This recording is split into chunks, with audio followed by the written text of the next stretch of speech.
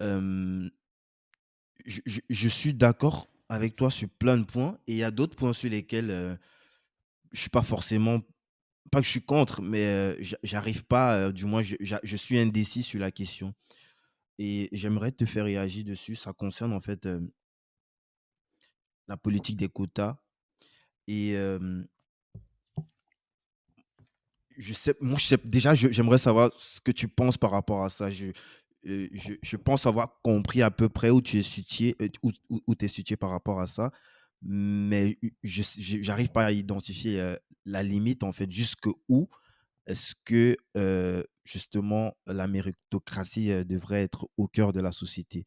Pour le point précis des quotas, est-ce que, par exemple, tu es contre le fait que, par exemple, pour certains postes, on n'ait pas tendance à pousser peut-être les femmes parce qu'elles ont besoin de plus de rôles modèles, ou alors il faut mettre à tout prix, les capacités des personnes à pouvoir faire le job, indépendamment, du sexe, quoi? Je sais pas si tu vois un peu ce que je veux Ouais, dire? ouais, bien sûr. Ouais, c'est une question, extrêmement compliquée. Hem, je pense que ce qui compte, c'est le talent qu'il va y avoir et les skills, mais le véritable souci, du quota, c'est le quota pour moi de l'éducation nationale. Parce que quelqu'un qui n'a pas fait les grandes écoles, et on aborde longuement le sujet dans le livre, il a quasiment aucune chance d'avoir de meilleurs skills que la personne qui a fait les meilleurs lycées, les meilleures formations.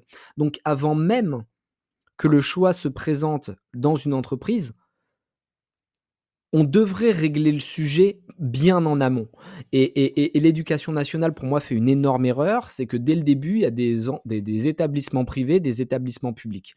Donc évidemment, ceux qui ont de l'argent vont mettre leurs enfants dans le privé, avec les meilleurs professeurs, avec les meilleurs sports, disponibles, et cetera, et cetera. Quand moi, j'étais au public, j'avais une fois sur 2 des profs qui étaient pas là et qui étaient vraiment d'un niveau, très moyen. Et ensuite, on m'a forcé à aller dans des voies, heu, dans des bacs que je ne connaissais pas. Typiquement, tu vois, quand tu arrives à la fin de la troisième et que tu as passé ton brevet, on te dit: «Il faut que tu choisisses entre le bac S, STG, L, ES, STI, STT». Enfin, on te propose 25 bacs, tu sais pas du coup tout à quoi ça correspond, et c'est une conseillère d'orientation qui va te dire: «Moi, je pense que tu devrais, faire tel ou tel bac», et du coup, les 30 prochaines années de ta vie sont, guidés par ce choix qui est fait par une personne qui ne te connaît pas. Et donc à partir de là, évidemment, les skills que tu vas avoir, bon, vont dépendre grandement de l'école que tu es capable de faire, et ensuite tu es confronté à une compétition, qui est vraiment intense pour aller chercher un travail. Et du coup, tu as moins d'argent que cette personne, tu es moins forte parce que, bah, tu as été dans des moins bonnes écoles, tu as moins appris, donc la plupart du temps tu es en dessous, et c'est extrêmement compliqué parce que l'employeur, assez logiquement, il va privilégier la personne qui est la meilleure, et c'est normal. Donc pour moi, la question c'est: est-ce que ton manque de compétences peut être compensé par ton énergie et ton envie de te surpasser? Et moi, j'ai déjà fait ce pari, mais c'est un pari, de prendre des gens qui étaient moins performants à l'instant précis, mais qui avaient tellement envie de réussir, ils avaient tellement les yeux qui brillaient, que j'ai préféré les prendre plutôt que la personne qui avait fait HEC. Et parfois ça a marché, et parfois ça a loupé. Donc les quotas, j'ai vraiment du mal à trancher sur ce point, parce que il faut absolument de l'égalité des chances. Moi, c'est vraiment l'égalité des chances qui m'intéresse, notamment dans l'investissement, et c'est ce que je dénonce tout au long du livre, que les investisseurs professionnels avantage les gens qui leur ressemblent, avantage les gens qui ont fait les mêmes études, avantage les gens qui ont grandi dans les mêmes villes, qui sont amis de leurs amis, et ça, c'est complètement indigne et c'est complètement anormal. Et un truc qui me va pas, c'est que, tu vois, il y a de plus en plus de VC, enfin, plus en plus, il y en a pas beaucoup, mais qui se disent: «On va investir que dans la diversité». Et en fait, je pense pas que ce soit la bonne solution, parce que si tu te forces à investir que dans la diversité, tu vas pas régler le problème de fond. Le problème, c'est que les investisseurs devraient assez naturellement investir de la même manière sur une femme que sur un homme, qu'un noir sur un blanc, qu'un mec qui a fait des études, qu'un mec qui a pas fait des études, parce que ce qui compte, c'est son envie de réussir. Donc ça, c'est un sujet éternel, et j'ai peur qu'en France, on n'ait pas de réponse, adaptée. Moi, je suis d'accord avec toi sur le principe le principe, et c'est clair que, il y a un gros travail à faire au niveau de l'égalité des chances.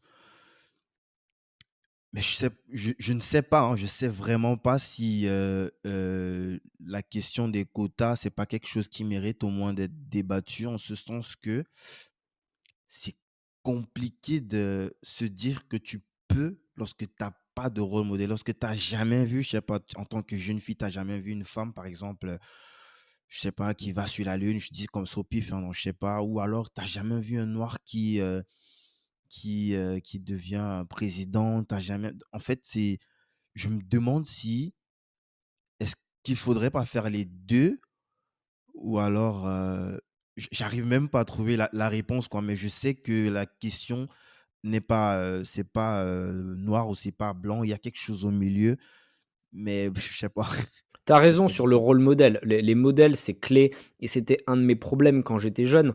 J'avais pas de personne où je me disais: «Ah, il a la même histoire que moi. Si lui, il l'a fait, moi, je peux y arriver». À la rigueur, dans l'ancienne génération, tu avais quand même Bernard Tapie, tu avais des mecs comme ça, tu vois, qui venaient tout en bas et qui avaient réussi.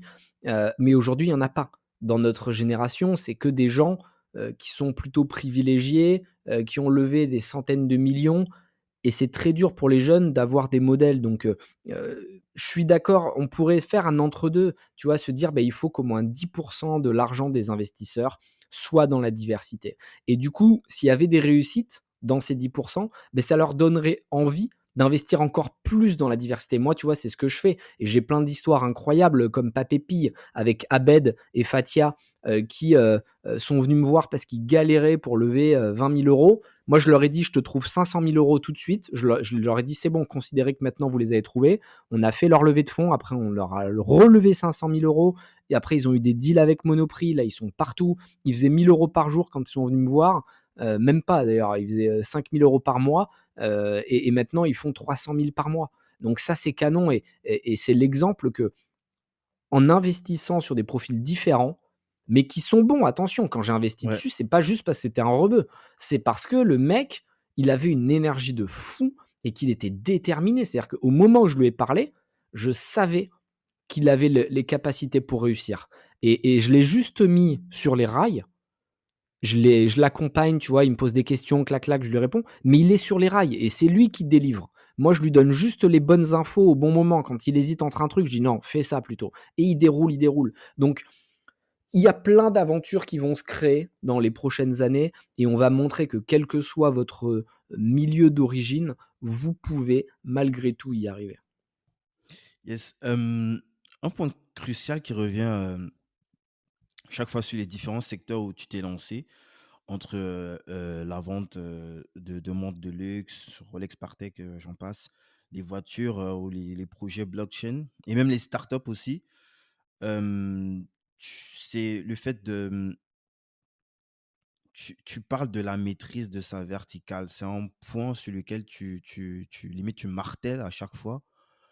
Heu, comment est-ce que, un chef d'entreprise, peut justement garder ce cap lorsqu'il est obligé, surtout au début, de maîtriser plusieurs secteurs différents. C'est-à-dire, il doit être le meilleur comptable, il doit être le meilleur, marketeur, il doit être le meilleur, je sais pas, il doit être bon en droit, un truc aussi qui est hyper négligé. Donc, tu construis un truc hyper propre et à la fin, tu as fait une petite erreur et puis bim, tu te ramasses, un redressement fiscal, Tu as raison et c'est très compliqué parce que quand tu es entrepreneur, tu dois être un peu le mouton à 5 pattes. Tu es censé, tout maîtriser et c'est compliqué. Je pense que le plus important, c'est déjà de maîtriser ton, projet global. C'est-à-dire que moi, typiquement, c'était la food tech.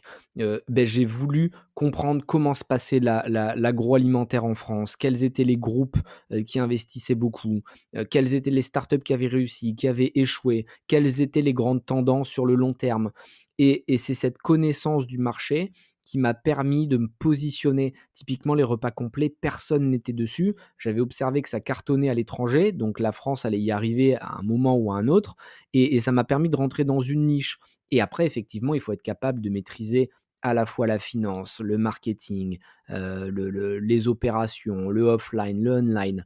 Mais Vous avez pas besoin d'être un expert sur tous ces micro-sujets. Ce qu'il faut vraiment, c'est être un expert du sujet global et ensuite vous vous concentrez sur les sujets où vous êtes très, très fort. Dire que, bah, si vous êtes un tueur en marketing, faites plus de marketing. Si vous êtes un tueur en Excel, faites plus de Excel et vous recrutez très rapidement, dès que vous en avez la possibilité, des profils qui vont vous compléter, qui vont vous apporter, ce qui vous manque. Mais oui, effectivement, au tout début, vous devez être capable de mettre les mains dans le cambouis et de faire des choses qui vous plaisent pas forcément. Au début, ça paraît fou maintenant, mais au début, je faisais toutes les animations de feed.